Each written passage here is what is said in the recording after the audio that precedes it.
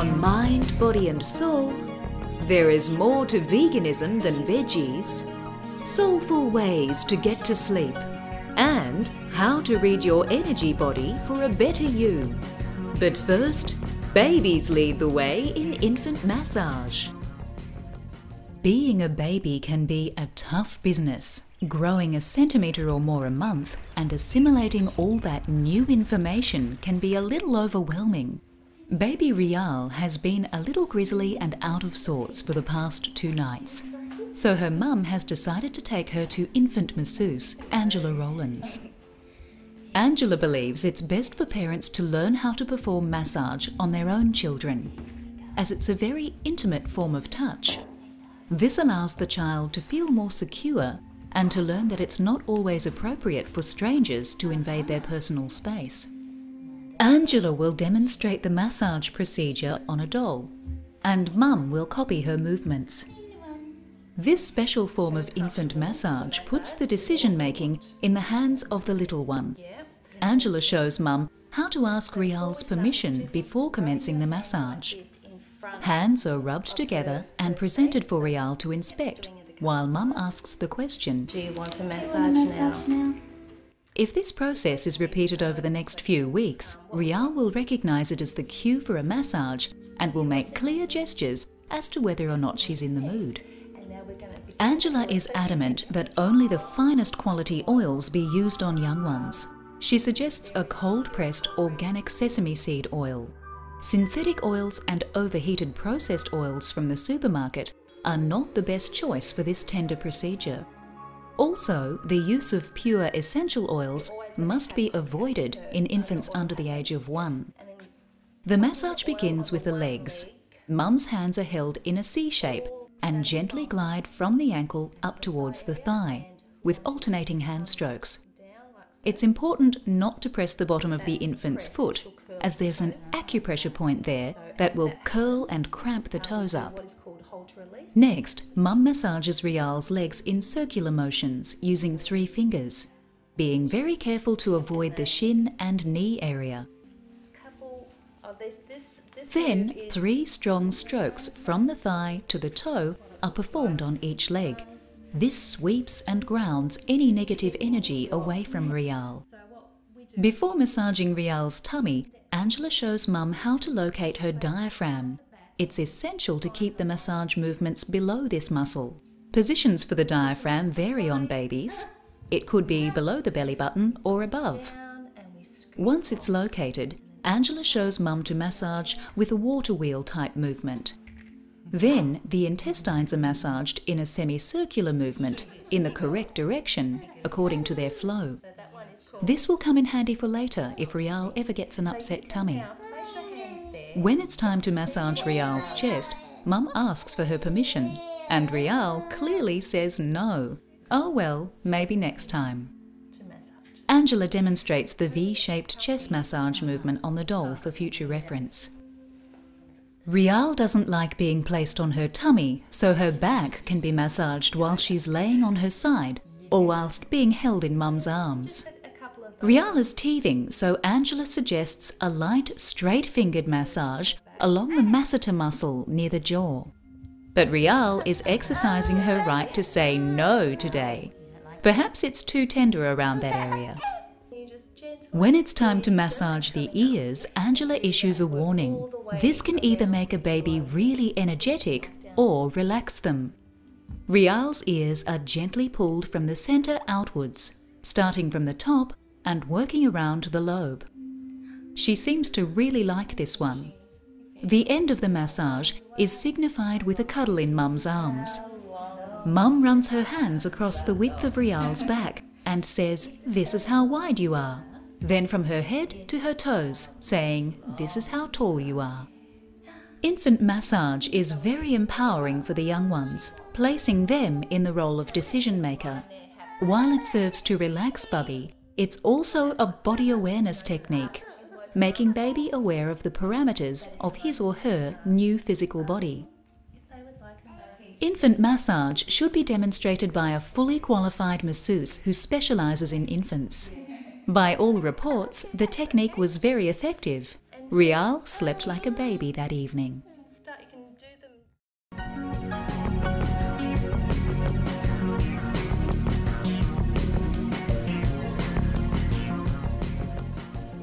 Everybody knows about vegetarianism, the exclusion of meat from the diet for reasons of an ethical or medical nature. Veganism is a little less well known and a little more hardcore. Vegans avoid animal products altogether, even milk and eggs. It's an amazingly difficult diet to follow unless you are passionate and organised. But recently, thousands of people gathered together in cities all over the world to celebrate this way of life. And that is exactly what it is. Veganism is not just a diet, it's a lifestyle choice. World Vegan Day attracted happy, healthy vegans from all walks of life, and they had a ball. Vegans are passionate about animal rights. No bunny will be tested on and no chicken cooped in a crowded cage if the vegans have their way. So many products involve animals, whether we're aware of it or not. Not many people know, for example, that alcoholic beverages use fish organs for filters and meat leftovers in yeast production. But this doesn't mean you have to be a teetotaler if you take up the vegan challenge. Guilt-free organic wineries are popping up in wine regions all over the world. Cheers! And don't worry, there are loads of tasty treats to indulge in that are completely animal-free too. The guys from Crumb's Bakery won't let you go without your daily muffins.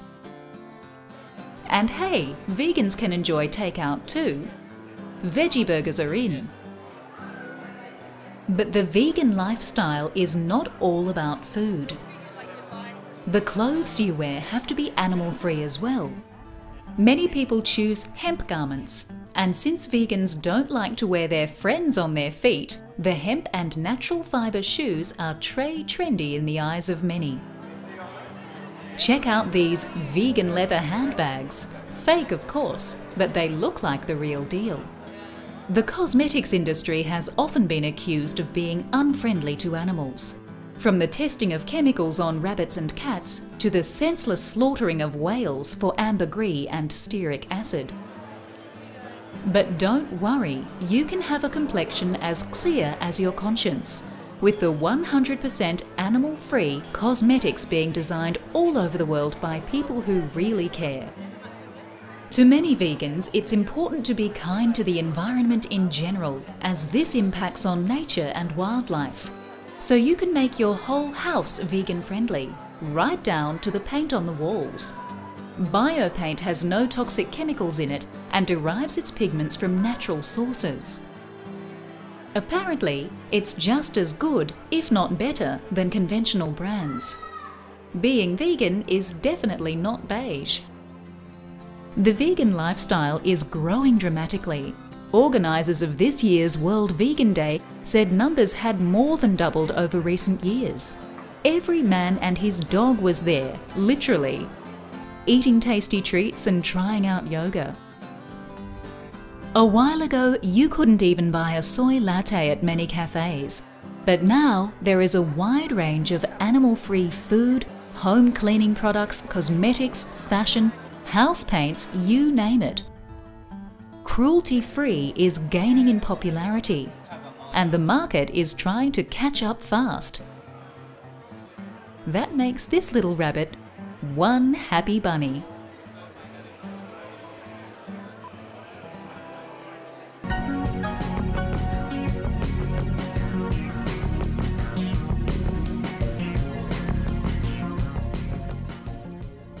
Located just 1 inch below your navel is a little wheel of energy known as the sacral chakra. Swadhisthana, which means abode of the vital force, is the centre of your pleasure, creativity, sensuality, nurturance, and emotions. In other words, this little powerhouse of energy has the potential to provide you with a whole lot of fun. If you enjoy painting, writing, or dancing, the chances are your genius flashes of inspiration are being fueled by Svadhisthana. Focusing on the energies of the second chakra puts you in contact with your inner child and your inner wild woman or man. And since it's also the center of nurturance and emotions, this chakra governs how you relate to other people. Relationships are key to Svadhisthana. Physically, this chakra is related to all things liquid in the body, like the circulatory system, the urinary tract and waste elimination systems, and the reproductive organs. Problems with the functioning of Svadhisthana may manifest themselves therefore as impotence or lack of interest in your partner, diseases of the blood like leukemia or diabetes, or dramatic emotional outbursts followed by periods of apathy and lifelessness. People with imbalances of this chakra may also be attracted to drugs and alcohol and be given to excessive thinking and planning and therefore stress. Svadhisthana spins rather slowly, but not as slowly as your first base chakra located just below it. Dance and music play a vital role in keeping Svadhisthana and the other 6 major chakras healthy. Each chakra vibrates to a specific note and colour. Chakra dance is a form of movement therapy that has been devised to get people in tune with each energy centre using this knowledge. Svadhisthana is associated with the element of water. Orange and yellow are the colours most often associated with this chakra. The musical note for Svadhisthana is D. Here, the chakra dancers are performing fluid, flowing, formless movements to music especially written for this chakra. The health of Svadhisthana, the second chakra, depends directly on the health of the first chakra. If you have your finances, diet, and accommodation sorted out, this leaves the way free for you to relate well to other people and have a little extra time and energy on your hands to be creative and motivated in the areas that inspire you. So here's to Svadhisthana, the abode of the vital force, the chakra fun is made of.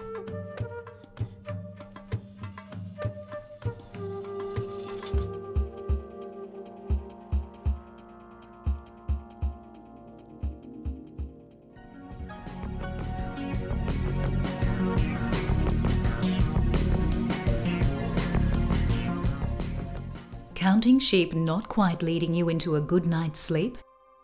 There is nothing more draining and frustrating than trying to lead a normal life whilst in the clutches of insomnia. Sleeplessness can strike at any time of life, and the causes are infinite. But rest assured, there are a number of tickets to dreamland that don't involve popping the pill packet. Insomnia presents itself in many forms. Transient insomnia is the sleeplessness we all naturally experience before a stressful period, like an upcoming exam or presentation. It can also crop up after a stressful period, such as the loss of a loved one or retrenchment. This form of insomnia generally lasts for a couple of days, and it's a fairly natural response to stressful stimulus. But some forms of insomnia last for weeks, months, and even years. And it doesn't take very long for chronic insomnia to make you feel as though you're losing your mind.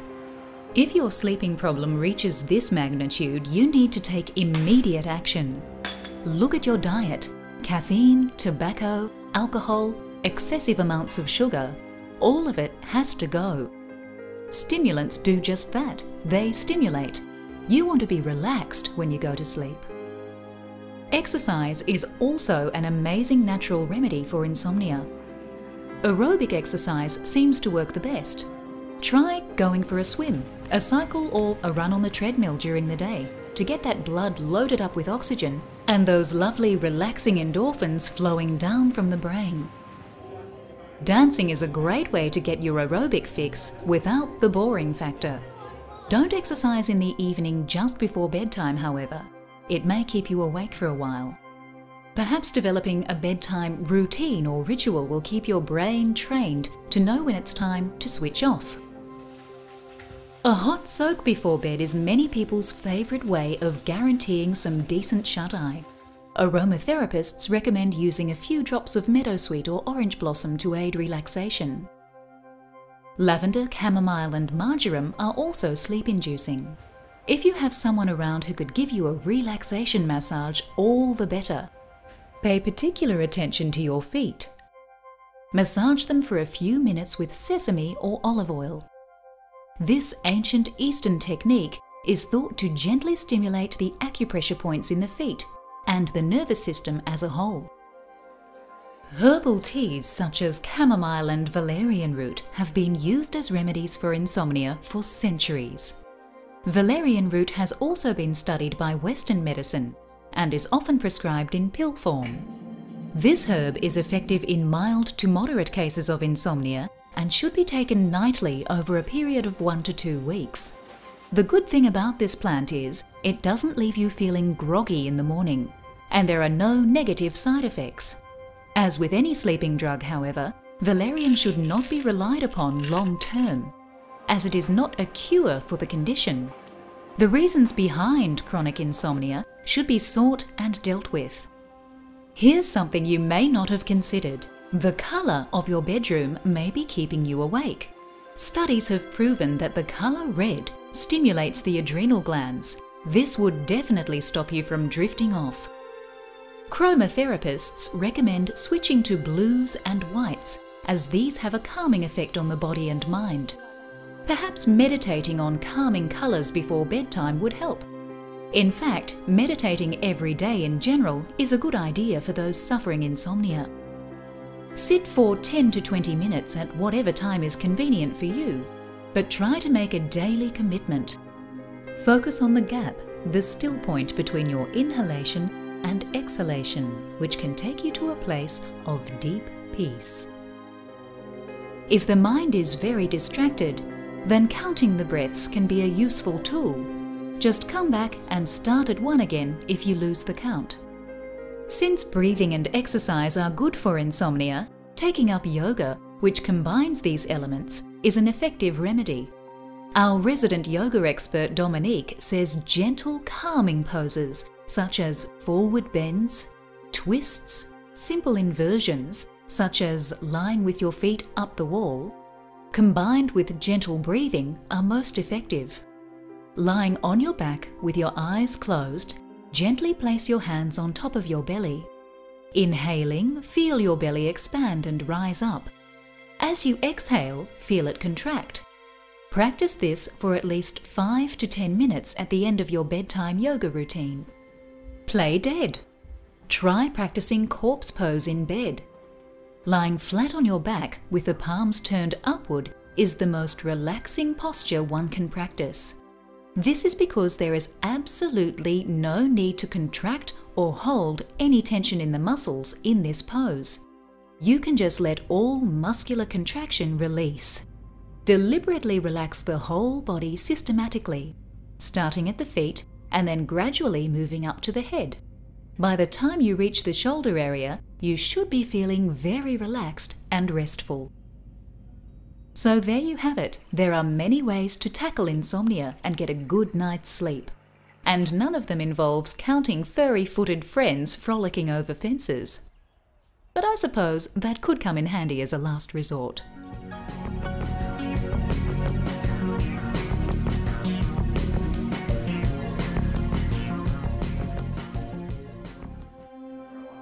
For thousands of years, many cultures have alluded to the fact that there is more to man's body than meets the eye.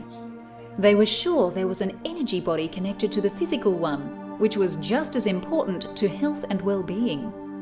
Now experts have come up with a way to measure and interpret the state of this energy body, or aura as it is called by most. Liam has come for a reading at the Aura Imaging Clinic. Lately, he's been feeling a bit under the weather and a little bit stressed. Liam stands with his arms out and is measured by the Aura Imaging technician. The technician takes frequency readings with a small device of the energy surrounding Liam's body, from his head to his toes, at intervals. He reports the levels back to Irene, who is busy plotting the frequencies on Liam's chart. The strength of energy at each point on Liam's body is given a percentage according to an overall optimum level. The percentages are allocated a colour. So Liam's energy is actually plotted in colourful layers around his body on the chart. Each colour has a different meaning, as the weakness or strength of an energy has different implications. Yellow is a colour of happiness and well-being, so we can tell that Liam is a rather cheerful fellow according to his chart. The green colour, up near Liam's neck, stands for emotional energy. Cyan is emotional empathy and understanding towards others. Orchid is clarity of thought and psychic ability. Liam has a fair amount of this colour in his chart, pegging him as an intuitive. He has very little grey, which stands for hatred and intense negativity. The different colours refer to different events in Liam's life, according to which side of the body they're found on. Liam perceives and interprets what the world and his environment offers to him on the left side of his energy body. The right-hand side of Liam's body, connected with the left side of the brain, reveals how Liam interacts socially. What does Liam put back into his environment? How does he influence the way the world sees him? Readings were also taken from Liam's chakra system.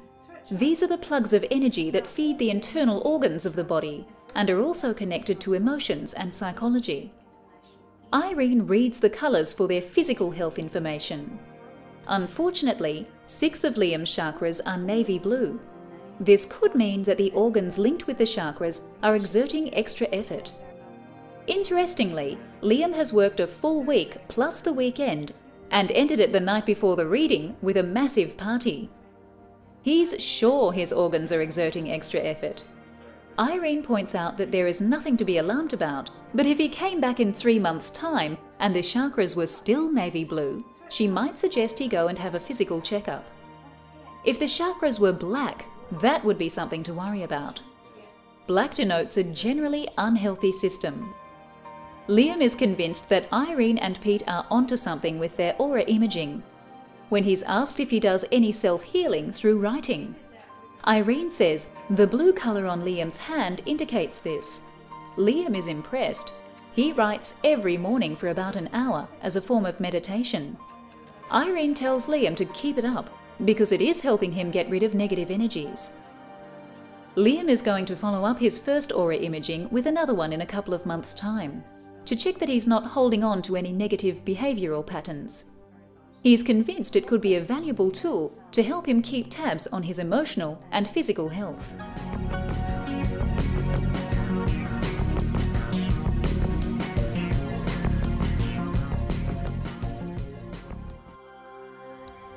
Join us again on Mind, Body and Soul as we discover more paths to health and happiness. But for now, Dominique gives us some food for thought. Don't allow yourself to watch the news and to feel despondent or disempowered. If you want to see more world peace, start taking greater responsibility for cultivating peace within yourself. Paramahansa Yogananda, one of the great spiritual teachers from the East, said, "Change yourself and you have done your part in changing the world." So start today. Begin to take more responsibility for the internal space that you are cultivating, not allowing what others do to impact you so much, but allowing your sense of serenity, your sense of peace and calm flow from within, not allowing it to be determined by what happens without you.